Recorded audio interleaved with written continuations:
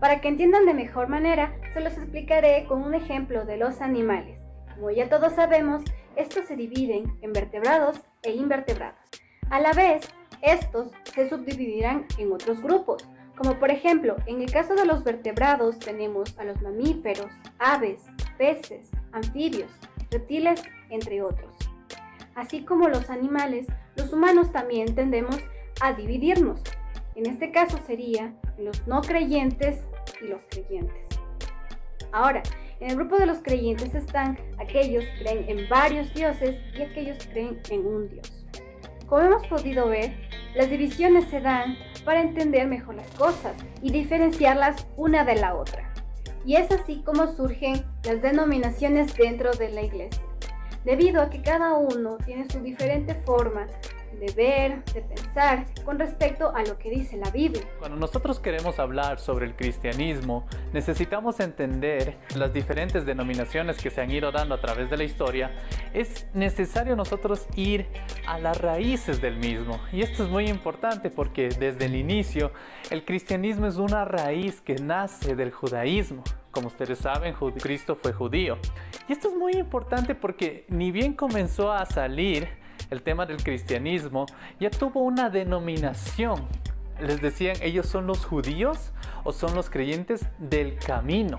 Entonces, ¿por qué era esta referencia? Obviamente por las mismas palabras de Jesús, cuando mencionaba que Él es el camino, la verdad y la vida. Esto es muy importante recalcar, ya que incluso en el libro de Hechos, el apóstol Pablo habla sobre los cristianos refiriéndose a esta denominación. También hubo algo muy interesante, y es que entre los mismos cristianos habían ciertas denominaciones de acuerdo a la persona que les había predicado el mensaje. Y este fue el conflicto que Pablo recalca a la iglesia de Corintio, en 1 de Corintios 1, versículo 12, donde las personas decían, no, es que a mí me predicó Pablo, a mí me predicó Pedro, a mí me predicó Apolos. Y el otro, yo soy de Cristo. Entonces era interesante porque en realidad cada uno se aferraba a una denominación, se hacía parte de un equipo, como ya detallaron.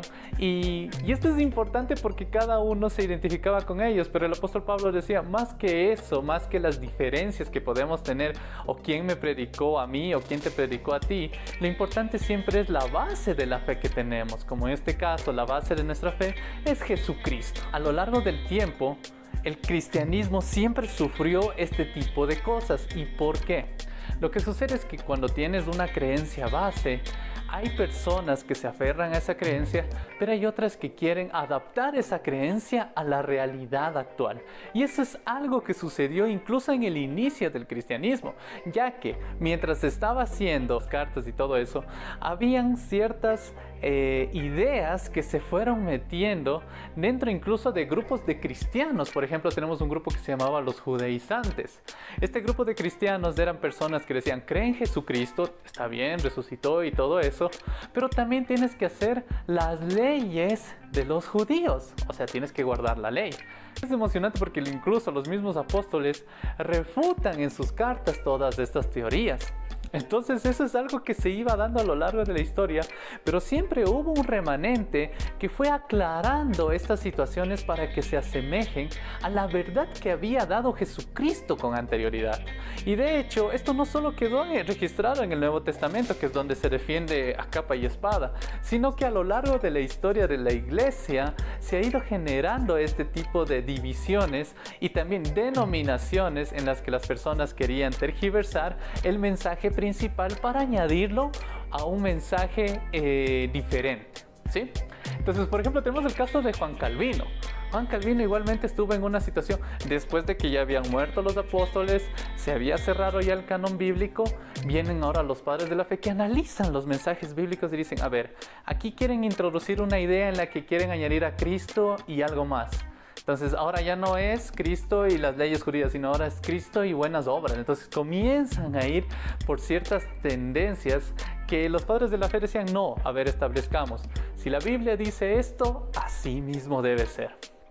Entonces, en la misma corriente pasaron varios años, la iglesia cristiana fue perseguida por el Imperio Romano y por muchos otros imperios que los odiaban debido a su mensaje, a pesar de que los efectos sociales que tenía la iglesia eran completamente diferentes y tenían un enfoque distinto a la sociedad de aquel entonces, ¿sí?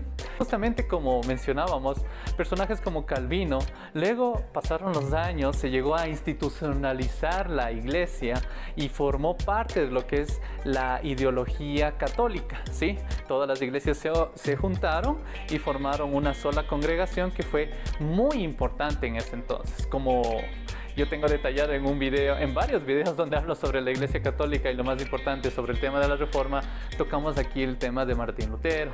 Y el caso de Lutero es muy importante ya que establece las bases de lo que es el cristianismo en base a lo que dice la Biblia, ¿sí? Entonces habla sobre los 5 solas, que es solo la fe, solo la gracia, la gloria solo a Dios, solo las escrituras. Y de cierta manera es para hacer lo mismo que defendieron incluso los mismos apóstoles, enfatizando de que es Jesucristo sobre los demás pensamientos.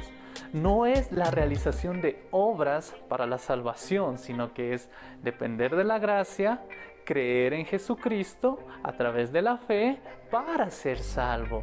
Entonces, incluso en el tiempo de Lutero, me encanta porque la vida de él era un sacerdote católico que tenía acceso a la Biblia y que prácticamente en lo que él estudió la Biblia es donde notó que había cierto desvío o ciertas ideas que habían sido introducidas en la religión católica y que contradecían lo que afirmaba la palabra. Entonces, la idea de Lutero, solo como un dato curioso, nunca fue destruir a la Iglesia Católica. Lo que él quería más bien era debatir con ellos, establecer cuáles eran las diferencias y según eso, poder llegar a correcciones para ese momento. Lo que sucedió obviamente es que los papas de aquel entonces tomaron esto como un acto de rebeldía y sacaron a Lutero de la congregación católica, o sea, lo despidieron, ¿sí? Pensando que era un revolucionario, pero en realidad las enseñanzas que él tenía siempre fueron conforme a la Biblia. Entonces, esto nos da una base de cómo podemos nosotros incluso saber qué tipo de denominación tenemos. Si es que es una denominación que tiene las bases claras en la que Jesucristo es el Señor, Jesucristo es nuestro único Salvador, solo a través de la fe, solo de su gracia, la gloria solo debe ser para Él y solo a través de las Escrituras podemos acercarnos a Dios, pues bien, es una congregación que podemos decir que es parte de nuestros hermanos. Recordemos, cada una de las denominaciones del cristianismo se especializa en un tema específico de la palabra del Señor. Ahora, ¿estas divisiones son buenas o malas? Son buenas en el sentido de que podemos tomar lo bueno de cada una de las enseñanzas, y son malas ya que causan división en la iglesia, en el cuerpo de Cristo, la cual no debería haber porque debemos procurar ser uno solo, tal como escribe Pablo en la carta a los Corintios capítulo 1 versículo 10, donde dice: Les suplico, hermanos, en el nombre de nuestro Señor Jesucristo, que todos vivan en armonía y que no haya divisiones entre ustedes, sino que se mantengan unidos en un mismo pensar y en un mismo propósito.